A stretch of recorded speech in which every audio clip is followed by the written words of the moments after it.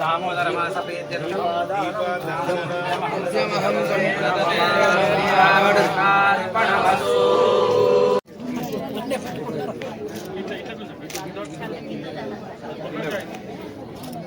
ముందడికి రాకండి.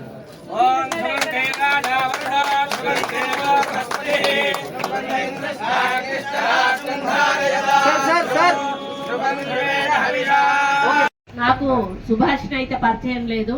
నా ఫ్రెండ్ సంధ్య, తనకి వాళ్ళు రిలేషను ఫ్రెండ్సో నాకు తెలియదు. ఒక మాట చెప్పింది, ఇట్లా వాళ్ళ ఊళ్ళో గుడి ఉంది, ఆ గుడికి ఒక చరిత్ర ఉంది.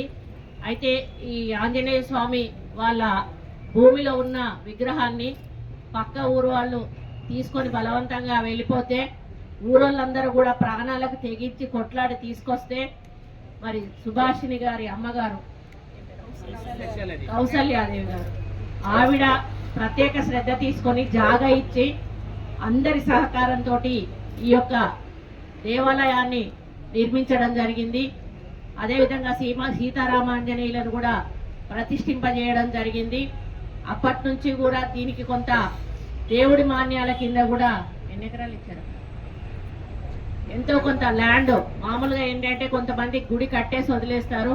మేము అదే అడిగాం, ఇది కమిషనర్ అంటే ఎండోమెంట్లోకి తీసుకునేటప్పుడు మీరు దేవుడి మాన్యాలు కూడా దీంట్లోకి ఇస్తారా అంటే లేదమ్మా, దేవుడికే ఇస్తామని చెప్పి వాళ్ళు ఒప్పుకున్నారు.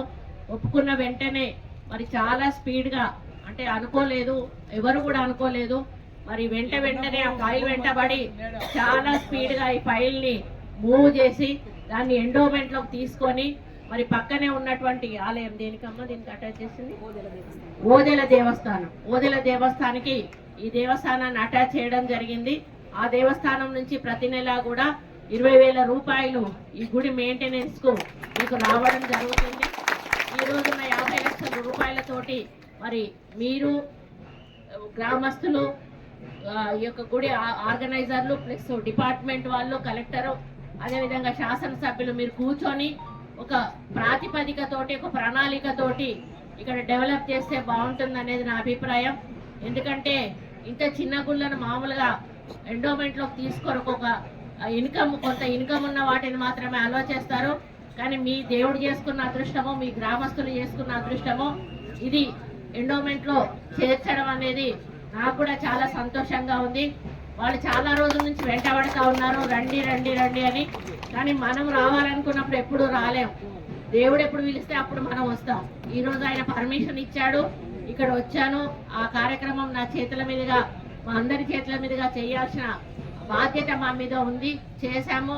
ఇక్కడ గ్రామస్తులందరూ కూడా దీంట్లో పాల్గొన్నందుకు మీ అందరికీ కూడా ప్రత్యేక కృతజ్ఞతలు, ధన్యవాదాలు కూడా తెలియజేసుకుంటా ఉన్నాను.